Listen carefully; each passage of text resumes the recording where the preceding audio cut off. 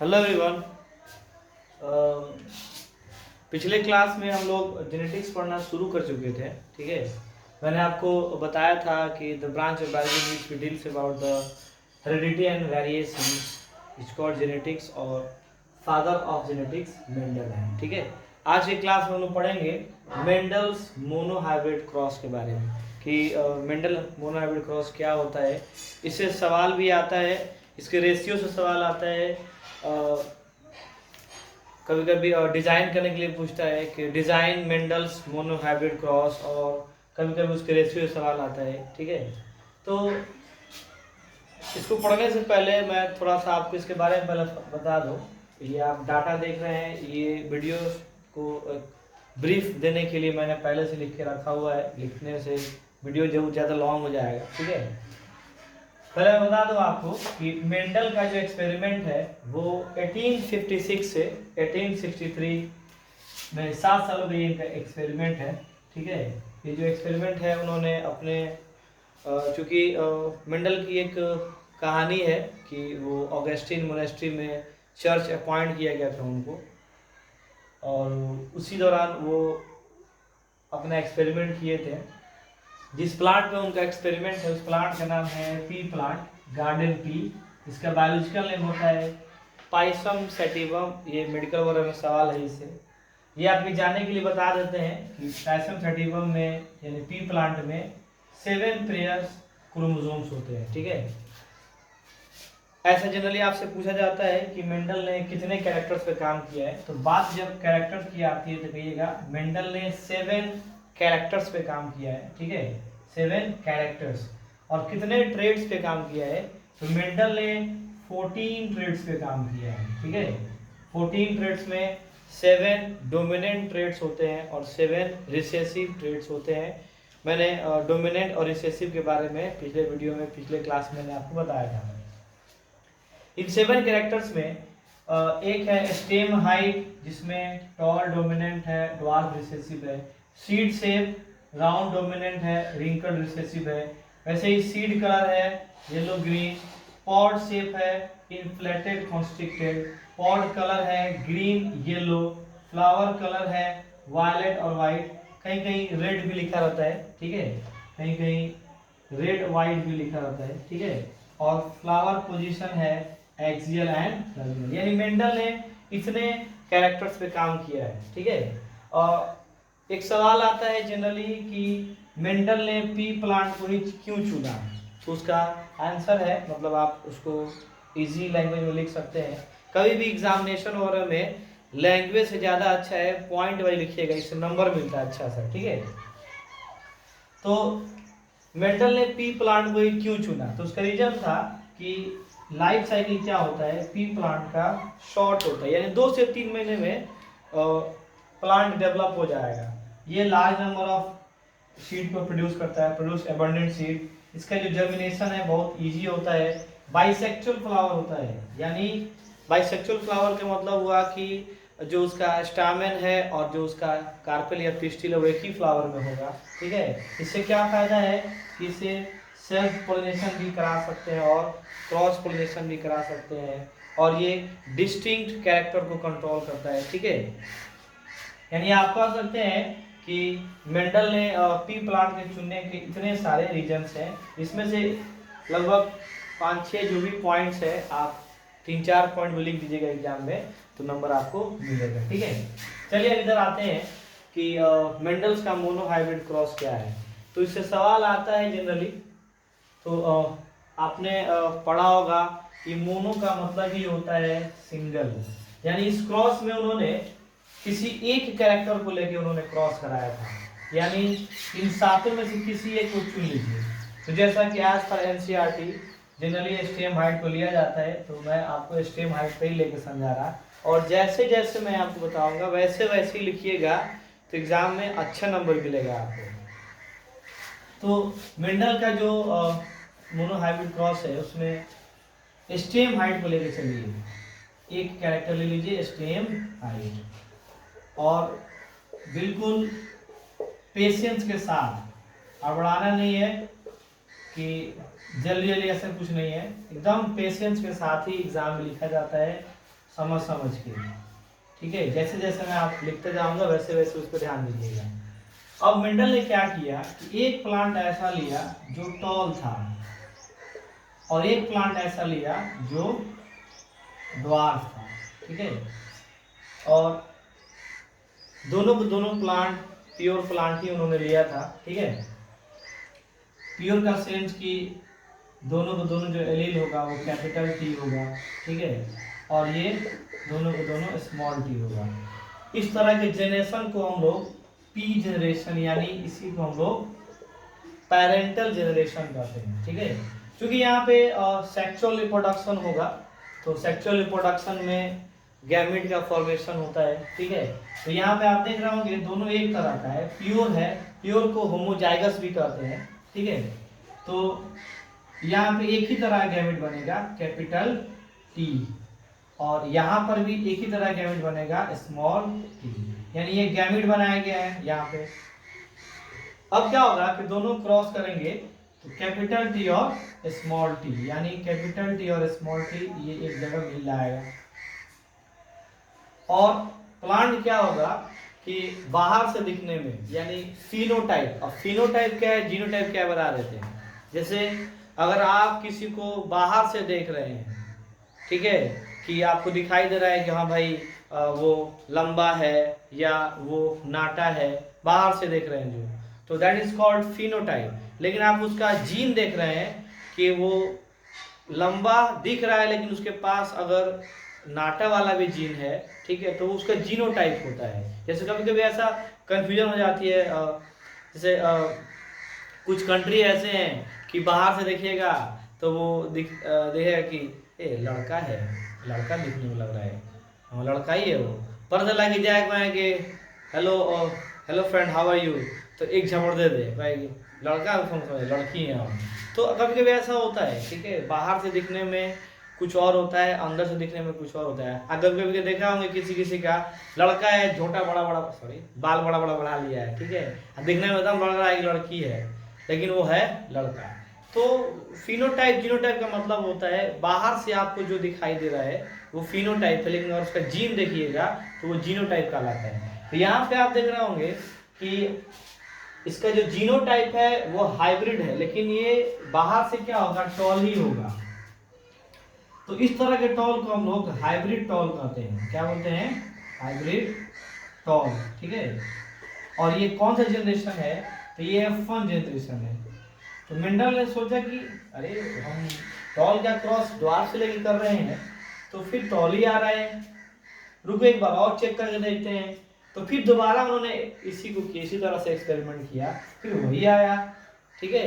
तो उन्होंने कहा कि रुकिए काम करते हैं कि जो अभी जो रेसिपी मिला है यानी जो अभी जो रिजल्ट मिला है यानी F1 जनरेशन का जो रिजल्ट मिला है उसी से इसी टाइप के प्लांट से क्रॉस करा देते हैं। जैसे आज फॉर एग्जांपल जो इनको मिला है, जैसे टॉल और ड्वार्फ का क्रॉस उन्होंने कराया है तो F1 जनरेशन में हाइब्रिड टॉल मिला है। तो इसी तरह का जो प्लांट है उससे क्रॉस कराते हैं, जैसे ये है वैसे ये है, दिस इज कॉल्ड सेल्फिंग, इसको सेल्फिंग बोलते हैं। अब फिर जब क्रॉस कराएंगे फिर रिप्रोडक्शन होगा सेक्सुअल, फिर गैमेट बनेगा। तो यहाँ आप देख रहे हो कि दो अलग अलग तरह के गैमेट हैं, कैपिटल टी स्मॉल टी, और यहाँ भी देख रहे हैं दो तरह गैमेट है बनेगा कैपिटल टी स्मॉल टी। अब लेके क्रॉस कराया जाए, तो जब क्रॉस कराइएगा तो आप देखिएगा पॉसिबिलिटी क्या क्या है। मैथ्स वाला आप पढ़े होंगे कि इसका क्रॉस पहले इन दोनों से कराएंगे, फिर इसका क्रॉस फिर इन दोनों से कराएंगे। यानी एक पॉसिबिलिटी हो सकती है कैपिटल टी, एक हो सकती है कैपिटल टी स्मॉल टी, ठीक है। फिर यहाँ देखिएगा एक होगा कैपिटल टी स्मॉल टी, और फिर यहाँ देखिएगा स्मॉल टी। ये F2 जनरेशन है। क्या ये F2 जनरेशन है? तो जो रेशियो लिया जाता है वो F2 जनरेशन का ही लिया जाता है, क्योंकि F1 जनरेशन में तो सब टॉले था। तो यहाँ पे दो तरह का रेशियो आता है, ठीक है। जैसे अभी आप एक देख लीजिए, जैसे ये टॉल है, ये भी टॉल है, ये भी टॉल है, तीनों टॉल है, और ये ड्वार्फ है। तो दो तरह का रेशियो यहाँ लिया जाता है। एक को कहते हैं फिनोटाइपिक रेशियो, जगह का इसलिए यही लिख रहा है फिनोटाइपिक रेशियो, ठीक है। तो फिनोटाइपिक रेशियो का मतलब क्या हुआ कि आप उसको बस केवल बाहर से देख रहे हैं। तो बाहर से जब देखिएगा तो दो ही तरह का दिखाई देगा, नहीं तो टॉल और नहीं तो ड्वार्फ, ठीक है। तो टॉल कितना होगा 1 2 3, ड्वार्फ 1, रेशियो होगा 3:1, यानी this is the Mendel's monohybrid cross phenotypic ratio, ठीक है। ये 3:1 होगा, इसको याद रखिएगा। जीनोटाइप देखिए, तो जीनोटाइप क्या है कि इसमें आपको बताना पड़ेगा एग्जैक्ट, टॉल है तो कैसा टॉल है, ड्वार्फ है तो माने किस तरह का है, ठीक है। तो जीनोटाइप में क्या होता है, इसमें बताना पड़ेगा कि प्योर टॉल कितना है, ठीक है, हाइब्रिड टॉल कितना है, और ड्वार्फ तो हमेशा प्योर ही होता है, इसलिए उसको प्योर ड्वार्फ लिखने की जरूरत नहीं है, ठीक है। तो यहाँ जब काउंट कीजिएगा यहाँ पे तो देखिएगा यहाँ पे एक प्योर टॉल है, ठीक है, एक प्योर टॉल है, 2 हाइब्रिड टॉल है और एक ड्वार्फ है, यानी यहाँ पे रेशियो क्या होगा 1:2:1, ठीक है। तो this is the Mendel's monohybrid genotypic ratio, ठीक है। तो जनरली एग्जाम वगैरह में अगर 10th वगैरह का बोर्ड और एग्जाम है तो इससे भी सवाल आता है कि what is the Mendel monohybrid cross phenotypic ratio, तो ये बता दीजिएगा 3:1, और पूछेगा आपसे कि what is the Mendel monohybrid genotypic ratio, ठीक है, तो ये इसको बता दीजिएगा, ठीक है। तो एकदम ऐसे ही बना देना है, 5 नंबर का अगर सवाल आएगा, ठीक है, केवल इसको ऐसे ड्रॉ कर दीजिएगा ऐसे, तो नंबर मिलता है, कटता नहीं है, ठीक है। और चूंकि जगह नहीं था मेरे पास इसलिए मैंने इसको इसके नीचे लिखना था, लेकिन जगह नहीं था इसलिए मैंने साइड में लिखा हुआ है। और हाँ, ये भी लिखना जरूरी है, पेरेंटल जनरेशन है, ये F1 जनरेशन है, ये F2 जनरेशन है। सवाल जैसे जैसे आता है मैं आपको फिर से एक बार बता देता हूँ।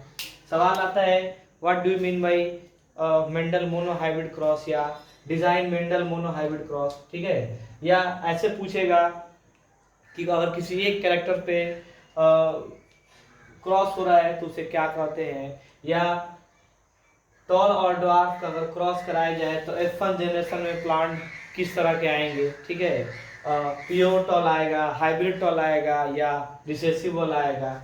सेल्फिंग के बाद जो क्रॉस होगा, ठीक है, तो उसमें जो रेशियो आने की पॉसिबिलिटी होगी कौन कौन सी होगी, तो आप बता सकते हैं। अगर फिनोटाइप देखा जाए तो 3:1 होगा, जीनोटाइप देखा जाए तो 1:2:1 होगा। बस इतना लिख दीजिएगा, इंशाल्लाह नंबर मिलेगा, अच्छे से मिलेगा।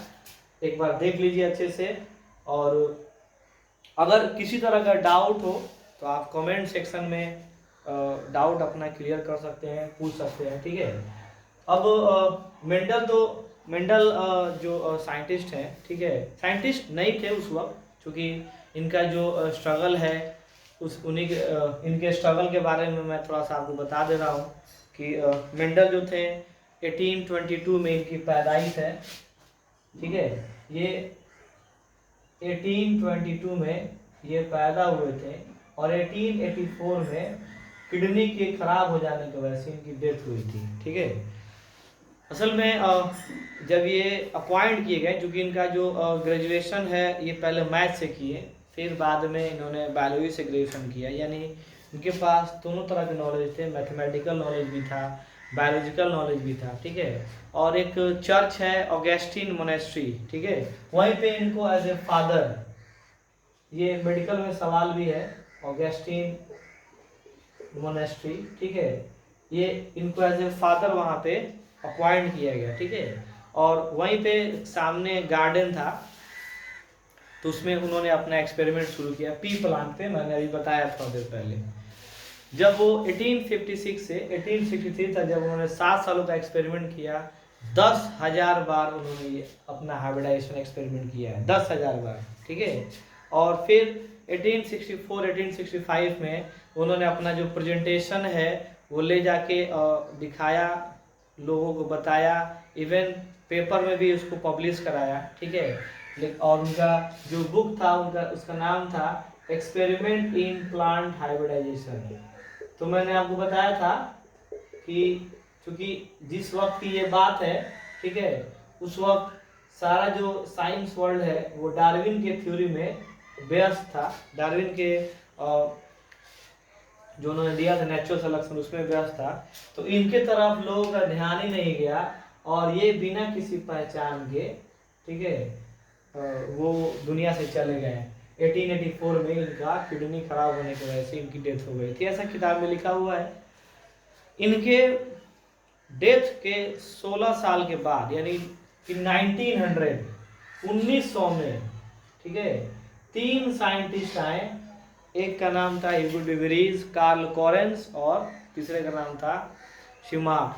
इन तीनों ने मिलके मेंडल के वर्क को, मेंडल ने कोई लॉ नहीं दिया था, मेंडल का अपना एक वर्क था, डाटा था, उस पर उन्होंने एक्सपेरिमेंट किया उन तीनों साइंटिस्टों ने। और वो देख के भौचक्के रह गए कि अरे जो हम लोग से बहुत बड़ी गलती हो गई, हम लोग एक ऐसे इंसान के वर्क को नहीं ध्यान दिए जो बहुत माने आगे तक हमको ले के जा सकते थे, साइंस वर्ल्ड को, जेनेटिक वर्ल्ड को, ठीक है। तो फिर 1901 में इनको फादर ऑफ जेनेटिक्स से इंटाइटल किया गया। तो मेंडल को के डेथ के बाद, डेथ के 17 साल के बाद लगभग मेंडल को फादर ऑफ जेनेटिक्स से इंटाइटल किया गया, ठीक है। और मेंडल के वर्क को लॉ में फॉर्मुलेट किया गया उनके द्वारा, ठीक है, जिसमें इसको मेंडल्स लॉ या उसी को लॉज ऑफ इनहेरिटेंस कहते हैं। ये भी जनरली सवाल वगैरह आता है। और लॉज ऑफ इनहेरिटेंस जो है, ठीक है, वो उसमें 3 लॉज हैं, ठीक है, मैं यहाँ लिख देता हूँ कौन कौन है, तो इसको याद रखिएगा, ठीक है। एक है इसको कहते हैं हम लोग लॉज ऑफ डोमिनेंस, एक को कहते हैं लॉज ऑफ सेग्रीगेशन और एक को कहते हैं लॉज ऑफ इंडिपेंडेंट असॉर्टमेंट, ठीक है। तो जनरली एग्जाम में आता है, 2 नंबर का सवाल आता है कि what do you mean by laws of inheritance. तो आप इसको लिख दीजिएगा कि लॉज ऑफ इनहेरिटेंस को हम लोग मेंडल्स लॉ भी बोलते हैं। क्या बोलते हैं? Mendel's laws. और इसमें 3 हेडिंग्स हैं, 3 लॉ हैं। एक को कहते हैं लॉ ऑफ डोमिनेंस, ठीक है, एक को कहते हैं लॉ ऑफ सेग्रीगेशन और एक को कहते हैं लॉ ऑफ इंडिपेंडेंट असॉर्टमेंट, ठीक है। ये 3 लॉ है, इसको याद रखिएगा, ठीक है। और कोई भी doubt, if you have any type of doubt then you can ask me in comment section, और पॉसिबल हुआ तो मैं उससे रिलेटेड एक वीडियो भी बना दूंगा, ठीक है। कोई भी अच्छा काम अगर आप करते हैं तो शुरू में क्या होता है कि आप अकेले होते हैं और फिर धीरे धीरे लोग उस पर ट्रोल भी करना शुरू करता है कि इकस हो जाए तरह इतना सब लोग ढेर लोग बनाएला ऐसे, मैंने बहुत सारा का बात, ठीक है। तो उन सारी चीज़ों को जो लोग आपको ट्रोल करते हैं, कमेंट करते हैं, कमेंट के मतलब निगेटिव सेंस में कि तारा से होई का तो ढेर हीरो बनाला, इस तरह से अगर आपसे कोई कमेंट करता है तो उनके उस कमेंट को अपने लिए क्या बनना है, एक स्ट्रेंथ बनाना है और उनके कमेंट का जवाब अपने काम से दीजिए, कुछ अच्छा कीजिएगा। अपने आप एक समय ऐसा आएगा कहेंगे हाँ हम कहले रहनी लेकिन हम जानते रहनी कि तू कर दे वो बढ़िया जीवन। तो बहुत पुराना गाना भी है, ये एक इंस्पायरेशन के लिए मैं आपको बता दे रहा, हम भी बहुत इससे इंस्पायर्ड होते हैं। बहुत सारे लोग मुझे भी ट्रोल करते हैं, सब लोग को, अच्छे लोगों को ही लोग ट्रोल करता है, बुरे लोगों को लोग ट्रोल थोड़ी करता है। तो आप भी अगर आप मेडिकल की तैयारी करते हैं तो बहुत सारा ट्रोलिंग सुनने को मिलता है, इस तरह से ना हो तो डॉक्टर बन, बता चेहरे डॉक्टर बनने लायक नहीं की। लेकिन जब आप डॉक्टर बन जाइएगा, जब आप अपने काम में सक्सेसफुल हो जाइएगा, तो वही लोग आपसे आएंगे कि थोड़ा सा देख लिए डॉक्टर साहब, तो दिखा दे नहीं, तो वो कोई ना कोई रिलेशन अपना जोड़ने लगते हैं, ठीक है। तो वैसे निगेटिव लोगों के बातों में ज़्यादा ध्यान नहीं देना चाहिए, आप अपना पॉजिटिव तरीके से काम कीजिए, ठीक है। और बोर्ड पे फोकस कीजिए, अभी बोर्ड एग्ज़ाम्स अभी शुरू होने वाले हैं 1-2 महीने के अंदर भी। घर पे प्रिपरेशन वगैरह कीजिए, बोर्ड ये क्वेश्चंस वगैरह बनाइए, ऑब्जेक्टिव्स वगैरह सॉल्व कीजिए। और हमेशा एक बात याद रखिए कि कुछ तो लोग कहेंगे, लोगों का काम है कहना, कुछ तो लोग कहेंगे, लोगों का काम है कहना। छोड़ो इन बातों को, नहीं तो बीत जाए रहना, कुछ तो लोग कहेंगे। Okay, thank you, all the best.